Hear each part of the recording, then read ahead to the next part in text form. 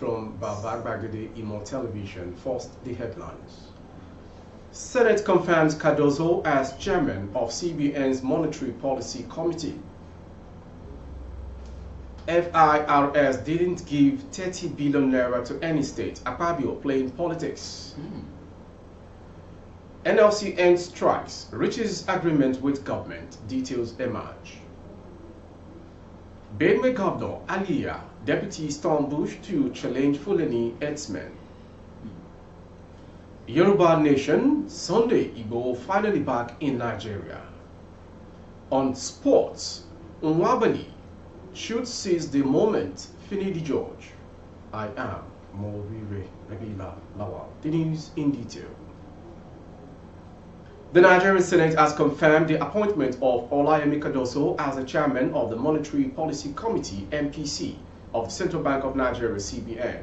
Alongside Cardozo, the Senate also approved the appointment of several individuals as members of the MPC.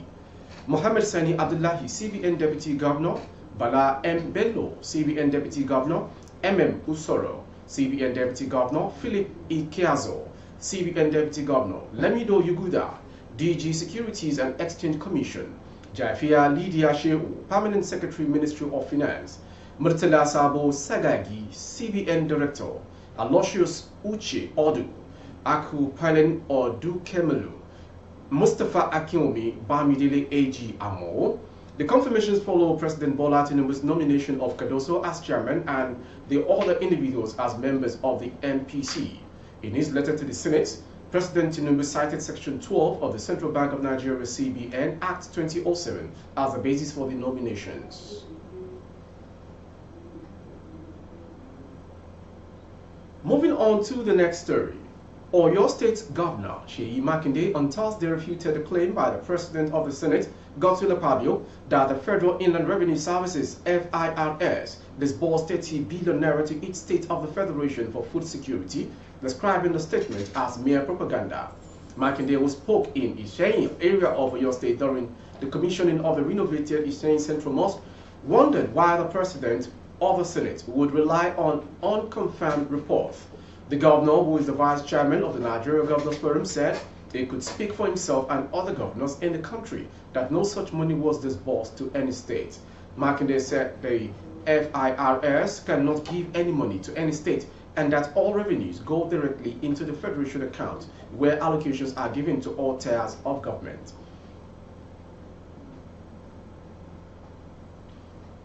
The next story from the north. An indefinite strike action by the organized labor in Niger State, situated in the north-central region of Nigeria, has officially been suspended. The strike began on Wednesday, February 21st, and resulted in the closure of several government facilities. It was initiated as a precautionary measure in participation and also anticipation of a possible nationwide protest.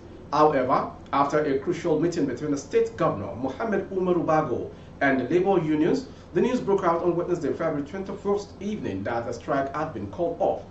As reported, February 22nd, the suspension was announced after an emergency joint state secretariat council meeting of the Nigeria Labour Congress (NLC) and the Trade Union Congress (TUC) in Labour House in Mina on Wednesday night. The meeting was held after a long round of discussion with Governor Bago and his executives. It was during this meeting that an agreement was reached, and the government reportedly offered to address the demands of the organized labor. Consequently, all workers were expected to return to work immediately as of the time of the news. Still in the central region of Nigeria, Governor Isens Aliya of Benue State has personally led effort to combat the persistent threat posed by killer herdsmen in the region, accompanied by his deputy, Barrister Sam Ode. Security personnel and government officials. Governor Aliya ventured into the heart of the bush on Wednesday, February 21st, 2024, to confront the challenges posed by Fulani herdsmen. This proactive approach marks a historic moment in the state's history, with Governor Aliya defying conventional responses to insecurity by directly engaging with the situation on ground. Unlike previous administrations, which often resorted to televised pleas for assistance while allegedly misappropriating security funds, Governor Aliya's hands-on leadership style has earned him the moniker of the governor with a difference. Back to the southwestern path. A statement by Igbo spokesman Olayomi Koiki confirmed that the Yoruba Nation activist was in the country for his mother's burial. Koiki disclosed this in a text statement accompanied by a video which went viral on his X page today. Yoruba Nation activist Sunday Adeyemo, popularly known as Sunday Igbo, has returned to Nigeria. A statement by his spokesman Olayomi Koiki reads, Koiki disclosed this in a statement accompanied by a video. He wrote, I can confirm that Chief Sunday Adeyemo, aka Sunday Igbo, is currently on his way to Igbo town for the final burial of his mother, Mrs. S.A. Adeyemo. The body of Mrs. S.A. Adeyemo was picked up from the mortuary in Shaki town some few hours ago. Igbo has been out of Nigeria since 2021 when he eloped to Benin Republic after he was declared wanted by the Department of State Services, DSS. Recall that DSS has invaded his home over alleged terrorism charges. The secret police had declared him wanted over his agitation for the Yoruba Nation and attacks on Fulani herders accused of having attacked farmers in the southwest. In the Benin Republic, Igbo was arrested and remanded while attempting to travel to Germany. However, he recently regained his freedom after 2 years in the Beninese prison. While detained in Benin Republic, Igbo lost his mother, who lived in Shaki, Oyo State. Still on the news, the leader of INRI Evangelical Spiritual Church, Primate Elijah Ayodele, has sent a message to President Bola Ahmed Tinubu. Speaking on Thursday, he urged Tinubu not to listen to Vice President Shettima and Senate President Govs Akpabio's statement describing the recent protests against Hardship as sponsored. He informed Tinubu that Shettima and Akpabio are deceiving him because Nigerians are truly suffering, and this informed their decision to storm the street to express their grievances. In a statement signed by a spokesman, Oluwatosin Osho, Ayodele berated the duo for being insensitive with the feelings of millions of Nigerians and reducing their grievances to mere political talks when the government is supposed to be catering for the needs of its citizens. People are angry and feeling the heat of the economy. Tinubu should ignore any side talks that are not relevant to what is happening at this moment. Everything is upside down, the Primate said.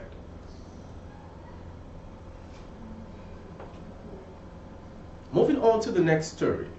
The Lagos State Governor, Babajide Sanwo-Olu, on Thursday said his administration would be reducing public servants' working days as part of plans to cushion the cost of living in crisis in the state. We want to start with our public servants immediately from next week. Civil servants from the lower level will be working 3 times a week, and level 15 to 17 can work 4 times a week, Sanwo-Olu said during the ongoing media parley on economic hardship. On the rising cost of food, he added that his administration would open more markets where Lagosians can buy food items at discounted rates. We will open Sunday market in at least 42 identified markets across Lagos State. You will be able to buy food items at a discounted price. You will only be able to buy items worth up to 25,000 naira, the governor said. The governor said his administration was also constructing 4 food hubs to ensure food distribution to tackling rising food prices.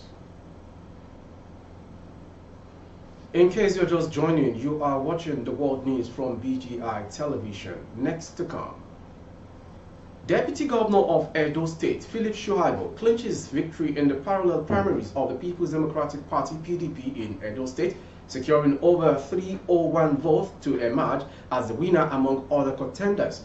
Meanwhile, a separate primary election supported by Governor Godswill Obaseki is pending at the Samuel Ogbo Media Stadium in Benin City. In anticipation of the crucial events, stringent security measures have been implemented to ensure a smooth and secure process. As of Thursday morning, vehicular access to the stadium road has been restricted, with thorough inspections conducted by the Edo State Traffic Management Authority on vehicles seeking entry. These security protocols aim to maintain and prevent unauthorized access during the primary election. Policemen have been strategically stationed along the road leading to the stadium, with additional personnel stationed at the entrance to vet individuals attempting to gain access, ensuring that only authorized individuals with legitimate business related to the primary election are permitted entry. From Edo State's story, we go to the foreign news. The UN Security Council has sanctioned 6 senior members of armed groups operating in Eastern Democratic Republic of Congo, where clashes with government forces have intensified in recent weeks. Among the 6 added to the sanctions list on Tuesday is Willy Ngoma, a spokesman for the M23 rebels, who are known for videos in which he halts with Congolese or Burundian soldiers captured during the fighting. The sanctions consist of an asset freeze, including in the DRC, and a travel ban. Ngoma is the 5th senior M23 member to be placed on the Security Council sanctions. The Tutsi majority rebel group has been accused by the UN and International Human Rights Organization of having committed numerous massacres, among other atrocities, in eastern DRC. After several months of relative calm in the region, intense fighting resumed last month around the city of Goma, the capital of DRC, North Kivu province. And to end the news is a sports story. Assistant coach of the Super Eagles, Finidi George, has shared his thoughts on the future of goalkeeper Stanley Nwabali. Nwabali recently got a big break at the recently concluded Africa Cup of Nations, manning the sticks for Nigeria and keeping 4 clean sheets in his 7 games. The 27-year-old currently plies his trade for Chipre United in South Africa, but George believes the goalkeeper should take any offer that comes and move to another club. George, who is also coach of the NPFL side, Eyimba, stressed that footballers have limited time in their careers, and it will be good for Nwabali to maximize his time. I think he has to go somewhere else if there is that opportunity for him. Definitely he has to, because you know, this career of a footballer is very short, 10 years, 12 years at most. If there are no injuries, so you have to make the best out of it, because after football is so long, and if you don't get the best out of it when you are active, you see some players struggle.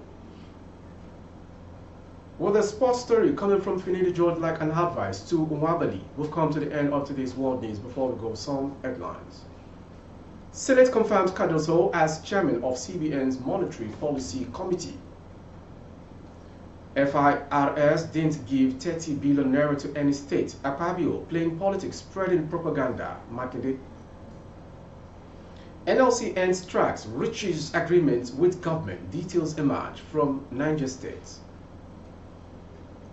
Benue Governor Aliya deputy stormed bush to challenge Fulani herdsmen. Yoruba Nation, Sunday, Igbo finally back in Nigeria. Shettima Akpabio, deceiving you, Nigerians are struggling and suffering. Primate are relating to Tinubu. Lagos civil servant to work 3 days a week. And we're brought to you on sports. Nwabali should seize the moment, Finidi George advises. For update of our broadcast on YouTube, our handle is Baba Gbagede Imo Television. Kindly subscribe and click on the notification bell. Select option all to access all of our broadcasts. On Facebook, Gbagede Imo with Alawi Adebayo. Please like and follow the page. Thank you for watching. I am Morire Rabila Lawa.